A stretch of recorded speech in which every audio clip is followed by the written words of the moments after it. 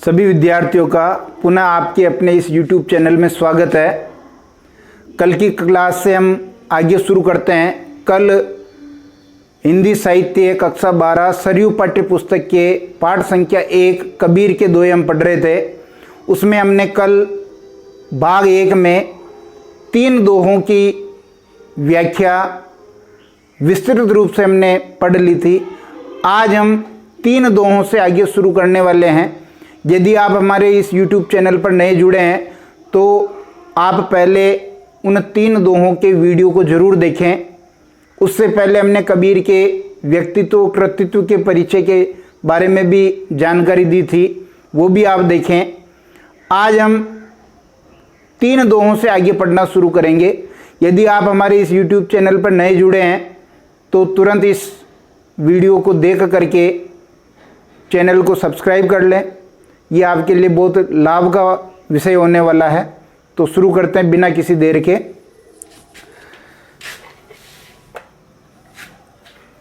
चौथा दोहा हम देख रहे हैं कि बूढ़ा था पे उबरा, गुरु की लहरी चमकी, बेरा देखा जर्जरा तब उतरी पड़े फरंकी। सबसे पहले हम इनके कठिन शब्दों का अर्थ देख लेते हैं। देखिए, बूढ़ा था, ये बूढ़ा था का अर्थ क्या हो जाएगा? ध्यान दें, बूढ़ा ओल्ड से नहीं है, डूब रहा था। बूढ़ा था, डूब रहा था, ठीक है ना। यहां बूढ़ा ओल्ड वृद्ध से नहीं लेंगे, डूब रहा था। पे का अर्थ हो गया पर, उबरा यानी उबर गया, उबर गया या ऊपर आ गया। उबर गया या ऊपर आ गया, सतह पर, पानी की सतह पर। गुरु की लहरी, अब ये जो लहरी है इसका अर्थ तो यहां हो जाएगा लहर, पर इसका सही अर्थ है ज्ञान रूपी लहर। ज्ञान रूपी लहर। चमकी यानी चमकी या फिर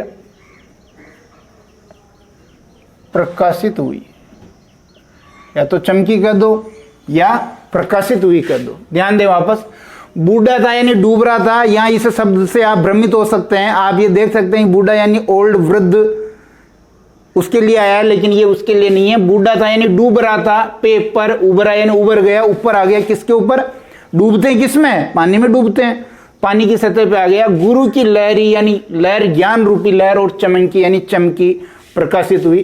फिर देखिए बेरा, ये बहुत इंपॉर्टेंट शब्द है। बेरा, बेरा यहां नाम के लिए आता है, अस्थायी नाम होती है ये।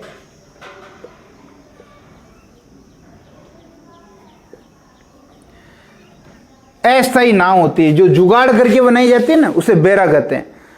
लकड़ियां बांध दी, खपच्चियां बांध दी बीच में, अस्थायी नाव होती है और ये कभी भी आपको मंजिल तक नहीं पहुंचाती। लेकिन यहां जो इसका वास्तविक अर्थ है वो है वेद शास्त्र रूपी। वेद शास्त्र रूपी नाव किसके लिए आया? ये वेद शास्त्र रूपी नाव। पुनः आप अपने विचारों को वहां ले जाइए जहां मैंने आपको कहा था कि कबीर वेद मार्ग के विरोधी हैं, वेद शास्त्रों के विरोधी हैं। वेदों के बताए हुए मार्ग को वो स्वीकार नहीं करते। इसलिए ये भेरा यानी ये अस्थायी नाव है, इसका अर्थ तो है। लेकिन यहां पर जो ये किसके संदर्भ में आया? वेद शास्त्र रूपी नाव। देखिए यानी देख लिया, जर्जर, जीर्ण शीर्ण कह सकते हो आप, जीर्ण शीर्ण, टूटी फूटी, जर्जर, अस्त व्यस्त।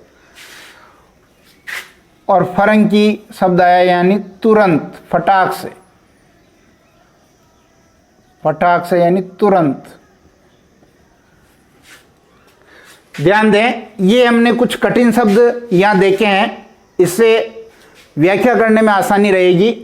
ये कठिन शब्द जब हमने देख लिए हैं तब हम चलेंगे प्रसंग की ओर, और उस प्रसंग में आपको लिखना है कि प्रस्तुत जो दोहा है हमारी पाठ्यपुस्तक सरयू के पद्य भाग से उद्धृत है, इसके कवि कबीर हैं या ये कबीर द्वारा रचित है। यह दोहा कबीर के ग्रंथ बीजक में संकलित है। बीजक की भाषा सद्दूगढ़ी है। कबीर मध्यकाल के क्रांति पुरुष हैं। मध्यकाल जो हमने कहा था भक्ति काल, मध्यकाल के क्रांति पुरुष हैं। संत साहित्य के वो प्रतिनिधि कवि हैं, और जो भक्ति काल की निर्गुण ज्ञानाश्रयी शाखा थी उसके वो प्रवर्तक हैं। ये बातें आपको प्रसंग में लिखनी है। फिर आपको कनेक्ट करते हुए यहां आना है कि ये जो दोहा है, ये दोहा कबीर का जो मूल ध्येय था, योग साधना पर बल और वेद वेदांगों के द्वारा बताए गए मार्ग का विरोध, उसकी ओर ये इशारा करता है। और यहां पर यह बताने की कोशिश की है कबीर ने कि एक शिष्य जो इन वेद वेदांगों के मार्ग का अनुसरण कर रहा था, गुरु की कृपा से उसने उस मार्ग को छोड़ दिया है और योग साधना का मार्ग अपनाने के लिए कहा गया। देखेंगे इसमें प्रसंग जब हम लिख देंगे तो व्याख्या में आएंगे। व्याख्या देखिए, पहले इसका मोटा मोटा अर्थ देख लेते हैं। बूढ़ा था पे उबरा, डूब रहा था पर तैर गया, ऊपर आ गया, बच गया। गुरु की लहरी चमकी, गुरु की जो लहर चमकी। लहर किस में आती है? समुद्र में। अब यहां थोड़ा आपको ध्यान देना पड़ेगा। समुद्र में यदि पानी की सतह पर कोई व्यक्ति आ जाता है और लहर उसी वक्त आए तो उस व्यक्ति को बहा करके कहां ले आती है? किनारे पर, और वो व्यक्ति बच जाता है, डूबता नहीं है। तो यहां वो इसी संदर्भ में है कि गुरु की लहर एकदम से चमकी, प्रकाशित हुई, और उस लहर के कारण जो शिष्य था वो डूब रहा था लेकिन बच गया, ऊपर आ गया। ठीक है। बेरा देखा जर्जरा, उतरी पड़े फरंकी। बेरा ऐसा ही नाम है, जुगाड़ से बनाई गई नाम है, और ये समुद्र को कभी पार करवाने में सफल नहीं होती है। इसलिए बेरा देखा जर्जरा, जब शिष्य ने देखा कि ये जर्जर नाव है, ये मुझे मेरी मंजिल तक नहीं पहुंचाएगी, तब वह तुरंत उस बेरा ऐसा ही नाव, जुगाड़ वाली नाव से उतर गया। उसे पता था कि ये मार्ग सही नहीं है, ये साधन सही नहीं है। अब ध्यान दें यहां कि बूढ़ा था पे उबरा। अब थोड़ा आपको ध्यान होना चाहिए कि डूब किस में रहा था व्यक्ति, किस में डूब रहा था? आप बताइए किस में डूब रहा था? तो यहां संसार सागर में डूब रहा था। सांसारिक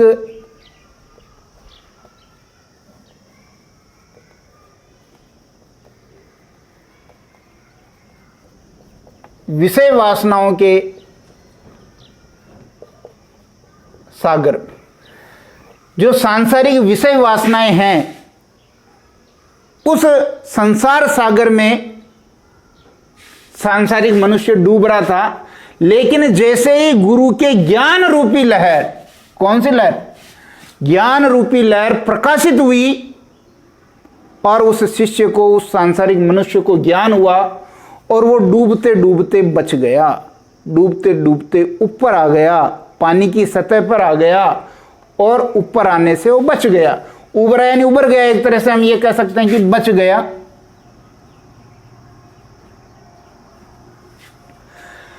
बेरा देखा जर्जरा, तब उतरी पड़े फरंकी। जब गुरु के ज्ञान से शिष्य को यह पता चला कि जिस मार्ग का मैं अनुसरण कर रहा हूं, जिस साधन को मैं अपना रहा हूं, या नाम क्या है? साधन है। बेरा एक साधन है।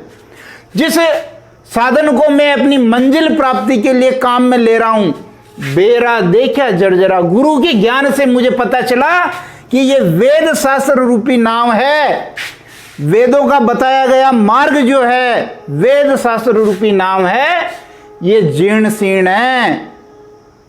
और ये वेद शास्त्र रूपी मार्ग, वेद शास्त्र रूपी जो जीर्ण शीर्ण नाम है, ये मुझे मेरी मंजिल तक नहीं पहुंचाएगी, मेरे लक्ष्य तक ये नहीं पहुंचाएगी।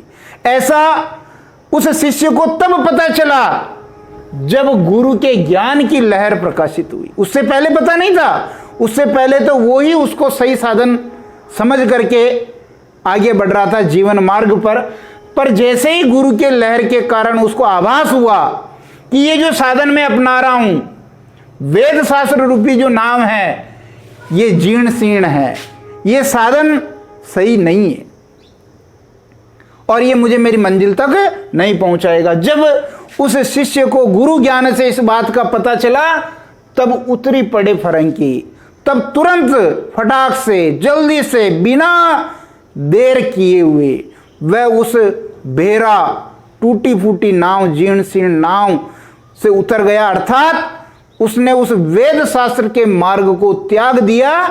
सार रूप में हम कह सकते हैं कि एक शिष्य वेदांग के, वेद शास्त्र के मार्ग को अपने जीवन की मुक्ति के लिए अपना रहा था, लेकिन जब गुरु का ज्ञान मिला तो उसे पता चल गया कि यह वेद शास्त्र का मार्ग सही नहीं है, इसलिए उसने उस वेद शास्त्र के मार्ग को छोड़ दिया और योग साधना के मार्ग को उसने अपना लिया। मूल बात तो कबीर ये कहना चाहते हैं, लेकिन उन्होंने कहा इस उदाहरण के माध्यम से कि एक शिष्य सांसारिक सागर में, विषय वासनाओं के उस सागर में डूब रहा था, लेकिन जैसे ही गुरु के ज्ञान की लहर प्रकाशित हुई, वह डूबता डूबता अंदर से ऊपर आ गया, बच गया। अर्थात उसने इस मार्ग को छोड़ दिया और उस गुरु के ज्ञान की लहर के कारण ही उसे पता चला कि ये जो मैं वेद शास्त्र का मार्ग अपना रहा हूं, ये उचित नहीं है, ये जीर्ण शीर्ण है, अर्थात ये सही मार्ग नहीं है, ये मुझे मेरी मंजिल तक नहीं पहुंचाएगा। और जब कोई साधन आपको आपकी मंजिल तक नहीं पहुंचा रहा है तो उसको छोड़ने में ही भलाई है। कबीर ने सीधा कहने की कोशिश की है कि आप जो है इस वेद शास्त्र के मार्ग को छोड़ दीजिए और योग साधना के मार्ग को आप अपनाइए। ठीक है, ये आप व्याख्या में लिखेंगे। विशेष में देखिए, विशेष में क्या लिखेंगे? विशेष में बासा सद्दुकड़ी या पंचमेल खिचड़ी है।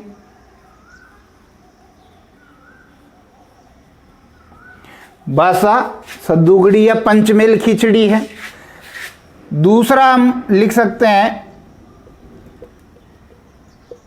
इसमें दोहा छंद है। बिल्कुल, छंद के बारे में हमने कल बात नहीं की थी, लेकिन चूंकि ये दोहे हैं तो ये सब दोहा छंद ही है। फिर हम इसमें लिख सकते हैं कि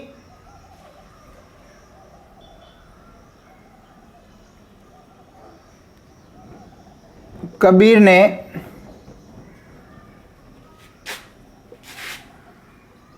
वेद शास्त्र के मार्ग को मार्ग की आलोचना की है।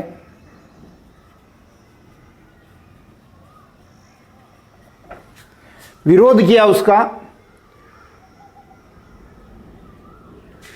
फिर हम ये और लिख सकते हैं कि कबीर ने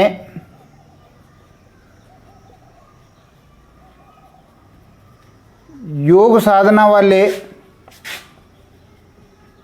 मार्ग को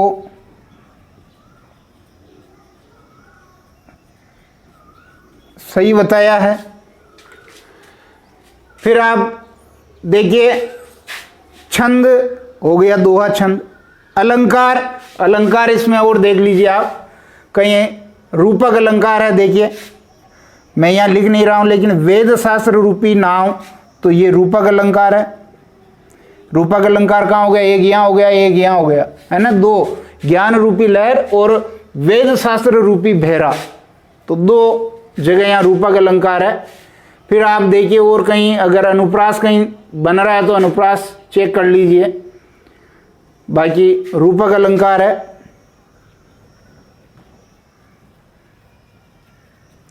ठीक है, तो छंद हो गया, अलंकार हो गया, रस आप देख सकते हैं। वैसे जितने भी भक्ति के जितने भी दोहे हैं सब में शांत रस होता है, तो शांत रस आप लिख सकते हैं, शांत रस है। तो ये सारी चीजें आप उसमें लिख सकते हैं। विशेष में भाषा शैली हो गई, छंद अलंकार रस हो गया, ये सारी चीजें अपन विशेष में लिख सकते हैं। तो निश्चित रूप से आपको इस दोहे का जो प्रसंग, व्याख्या और विशेष समझ में आ गया होगा। आप चाहें तो इसका एक स्क्रीनशॉट ले सकते हैं, बाद में देख भी सकते हैं।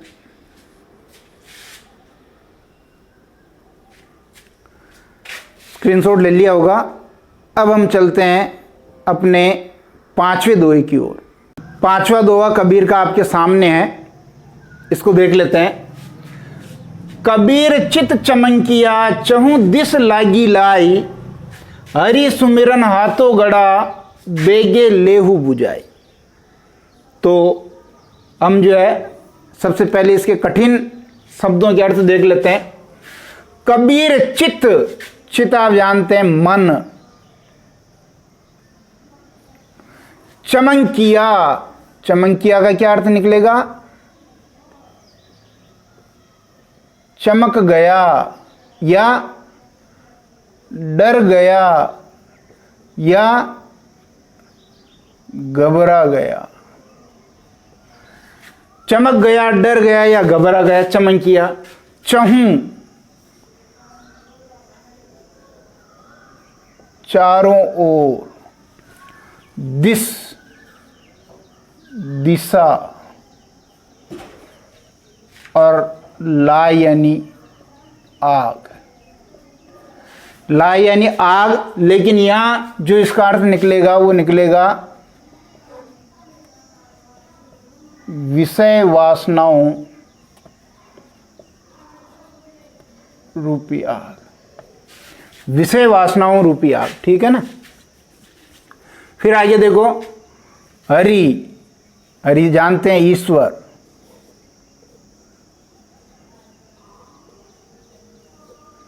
सुमिरन यानी स्मरण।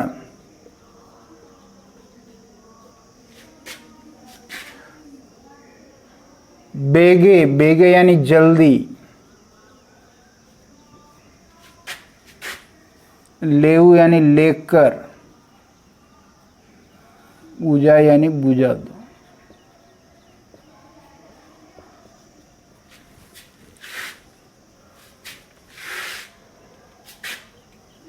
और इसका अगर हम पूरे का अर्थ देखें, इसका ये जो मैं अंडरलाइन कर रहा हूं, इसका पूरा का अर्थ है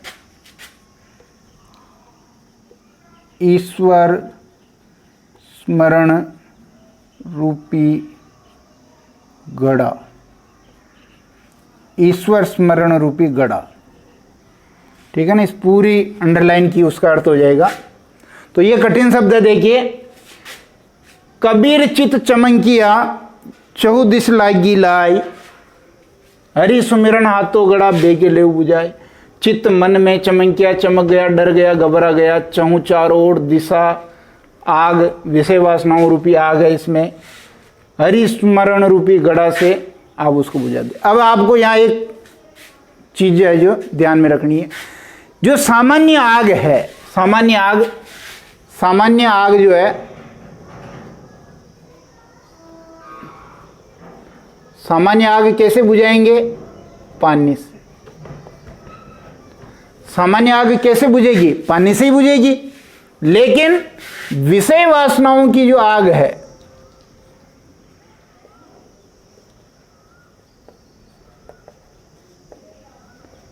विषय वासनाओं की जो आग है, ये ईश्वर स्मरण से बुझेगी।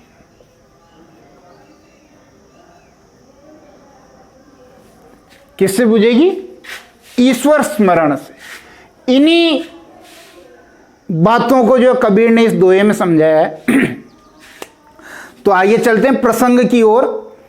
आप प्रसंग में वो लिख देंगे कि सरयू से ये उद्धृत है, बीजक में संकलित है, कबीर द्वारा रचित है, मध्यकाल के क्रांति पुरुष और संत साहित्य के जो शिरोमणि प्रतिनिधि कवि और भक्ति काल की निर्गुण ज्ञानाश्रयी शाखा के प्रवर्तक, संत साहित्य के प्रवर्तक भी कह सकते हैं। तो ये चीजें आप उसमें लिख देंगे। फिर इसमें लिखेंगे कि जो सांसारिक मनुष्य है विषय वासनाओं की आग में से गिरा हुआ है, यदि वो विषय वासनाओं की आग से बचना चाहे तो उसे ईश्वर का स्मरण करना होगा, तो बच जाएगा। अब उसको हम यहां समझते हैं, व्याख्या में व्याख्या करेंगे। कबीर एक सांसारिक मनुष्य को संकेत करते हुए कह रहा है, कबीर चित चमंकिया चौदिस लागी लाए। कबीरदास जी कह रहे हैं कि चित चमंकिया, मन डर गया है, घबरा गया, घबराहट हो गई है। और आपको पता है कि जब प्रतिकूल परिस्थितियां होती है तब मनुष्य के मन में घबराहट आती है, बाकी नहीं आती है। प्रतिकूल परिस्थितियों में मनुष्य का मन चित्त घबरा जाता, डर जाता, चमक जाता है। ये क्या हो गया? क्यों चमका? चहुदिस लागी लाए। जब उस सांसारिक मनुष्य ने देखा कि चारों दिशाओं में, इस संसार में, ये माया जनित जो संसार है, चारों दिशाओं में विषय वासनाओं की आग लगी हुई है। अर्थात ये संसार जितना भी फैला हुआ है, इसके सभी मनुष्य विषय वासनाओं की आग में पड़े हुए हैं, विषय वासनाओं की आग में जल रहे हैं। वो उनके शरीर को तपा रही है, तप्त कर रही है। तो कबीर कह रहे हैं सांसारिक मनुष्य को, ये कबीर के खुद के ऊपर भी ले सकते हैं, कि जब उस मनुष्य ने देखा कि चारों दिशाओं में विषय वासनाओं की आग लगी हुई है और उन विषय वासनाओं की आग को देख करके चित्त मन चमक गया, डर गया, घबरा गया। क्यों घबरा गया? अरे भाई, पड़ोसी के घर में आग लग रही है तो एक न एक दिन आपका घर भी जलने वाला है, बचने वाला नहीं है। तो जब उस सांसारिक मनुष्य के मन ने, चित्त ने देखा कि विषय वासनाओं की आग चारों तरफ जल रही है, अब मैं भी बचने वाला नहीं हूं, मेरा भी नंबर आने वाला है, ये सोच करके वह घबरा गया, चित्त घबरा गया, मन घबरा गया, डर गया, चमक गया। लेकिन समस्या है तो समाधान भी है। अगर समस्या आपके सामने है तो समाधान भी है। समाधान क्या है? जो देखिए, हरि सुमिरन हाथों गड़ा बेगे लेऊ बुझाए। अगर सामान्य आग होती, या हमने बताया सामान्य आग होती तो हम पानी से बुझा लेते, लेकिन ये आग है विषय वासनाओं की, और इन विषय वासनाओं के कारण जो शरीर जल रहा है, इसको बुझाने के लिए आपको ईश्वर स्मरण रूपी घड़ा चाहिए। क्या कह रहे हैं कबीर? हरि सुमिरन हाथों गड़ा। हे मन, हे सांसारिक मनुष्य के मन, यदि तू इस सांसारिक विषय वासनाओं की आग से बचना चाहता है तो ईश्वर के नाम स्मरण रूपी घड़े से इस आग को बेगे लेहू बुझाए, जल्दी से जल्दी बुझा ले। अर्थात जल्दी से जल्दी ईश्वर का नाम स्मरण तू करने लग जा तो निश्चित रूप से तू बच जाएगा, बाकी इन विषय वासनाओं की आग में तू भी झुलस जाएगा। तो सीधा सीधा कबीर ने यहां ईश्वर के नाम स्मरण पर जोर दिया है कि ईश्वर का नाम स्मरण कीजिए तो आप इस संसार सागर की जो ये आग है विषय वासनाओं की, लोभ, माया, मोह, ईर्ष्या, राग, द्वेष, ये विकार हैं, इनसे आप बच जाएंगे। फिर विशेष में देखेंगे, विशेष में भाषा के बारे में लिखेंगे। बार बार मैं यह लिखूंगा नहीं, आपको पहले बता रखा भाषा कौन सी है, सद्दुकड़ी है, पंचमेल खिचड़ी है। दूसरा हम अलंकार के बारे में लेंगे तो रूपक अलंकार हो गया। रूपक अलंकार हो गया ना, नाम स्मरण रूपी गड़ा, ये रूपक अलंकार हो गया। यहां पर भी विषय वासनाओं रूपी आग, यहां पर भी रूपक अलंकार हो गया। और देखिए ये चित्त चित्त, यहां चित्त और ये चे वर्ण की आवृत्ति हो रही है तो अनुप्रास हो गया। रूपक और अनुप्रास अलंकार है, रूपक और अनुप्रास अलंकार हो गए। फिर आगे और देखिए,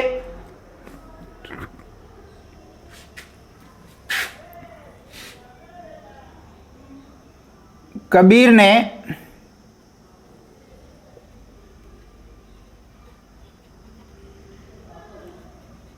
ईश्वर के नाम स्मरण पर बल दिया है, बिल्कुल वही आपको बचा सकता है। फिर आगे देखिए, छंद दोहा छंद है, छंद कौन सा हो गया, दोहा छंद हो गया। रस शांत रस हो जाएगा, दोहा छंद हो गया, शांत रस हो गया। अलंकार के बारे में बात कर दी, इसके मूल भाव के बारे में हमने बात कर ली।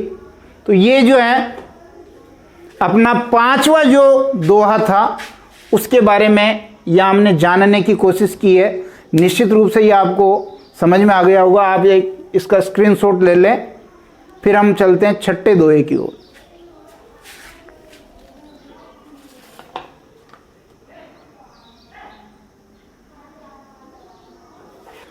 लीजिए, छठा दोहा भी आपके सामने है।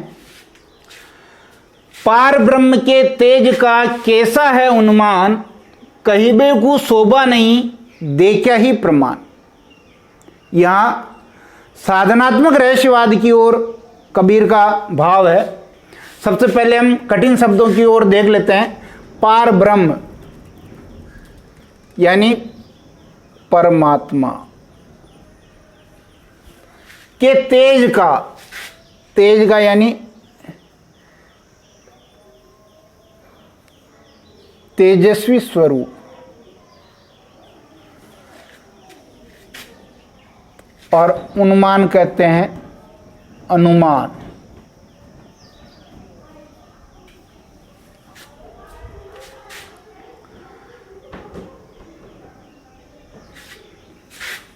कहिबे यानी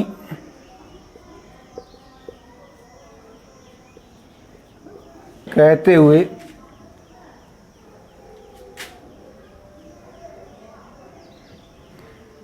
यहां शोभा यानी शोभा, प्रमाण यानी प्रमाण। ध्यान दें, पार ब्रह्म का परमात्मा हो गया, तेज यानी तेजस्वी स्वरूप, उन्मान यानी अनुमान, कहते हुए कहिबे यानी कहते हुए, शोभा और देखा ही प्रमाण प्रमाण। अब ध्यान दें कि प्रसंग हम उसी प्रकार लिख देंगे और प्रसंग में साधनात्मक रहस्यवाद की बात हम बताते हुए लिखेंगे कि परमात्मा सर्वव्यापी हैं। परमात्मा क्या है? इस ब्रह्मांड में, पूरे ब्रह्मांड में व्याप्त हैं। यानी अगर हम यहां देखें, परमात्मा की पूरे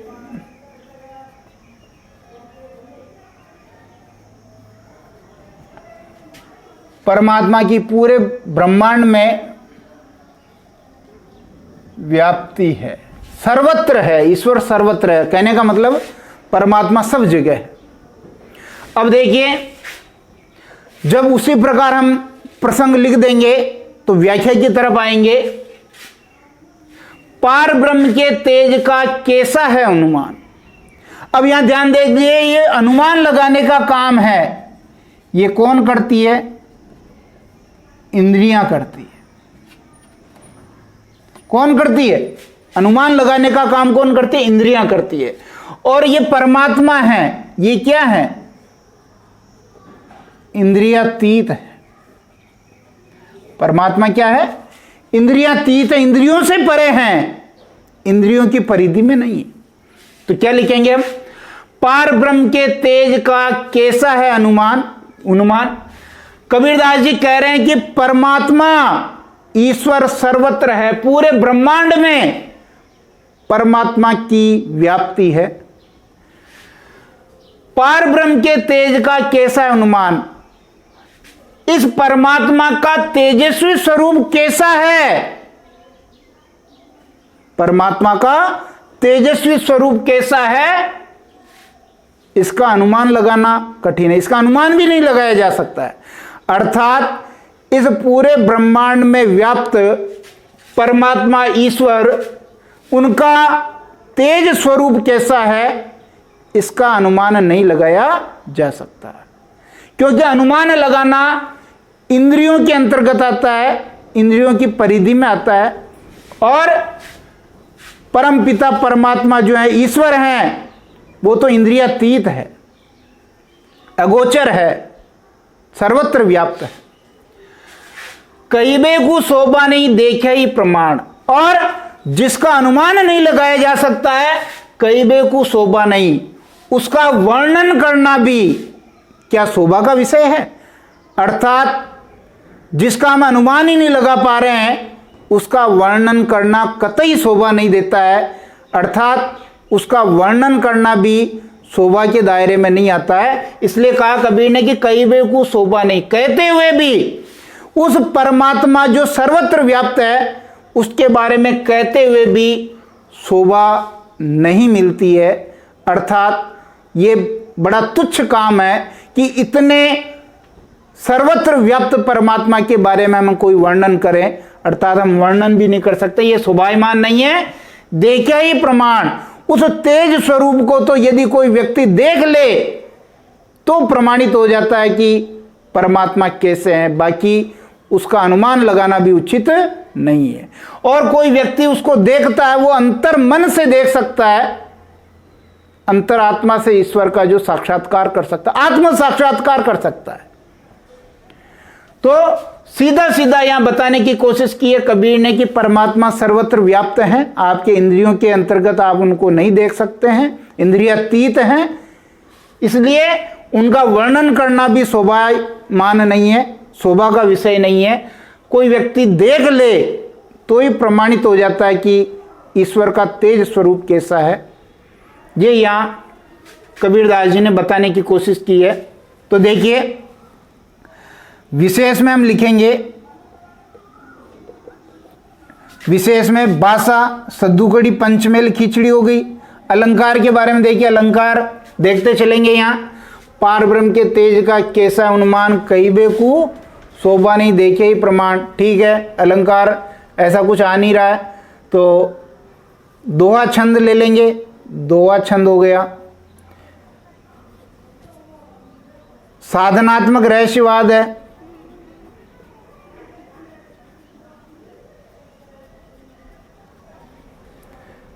साधनात्मक रहस्यवाद के बाद शांत रस है,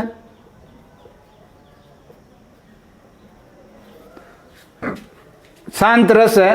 और ये यहां लिख देंगे पांचवें में कि परमात्मा जो है वो पूरे ब्रह्मांड में व्याप्त हैं, उनकी व्याप्ति पूरे ब्रह्मांड में है और इंद्रियों से उसके दर्शन करना संभव नहीं है।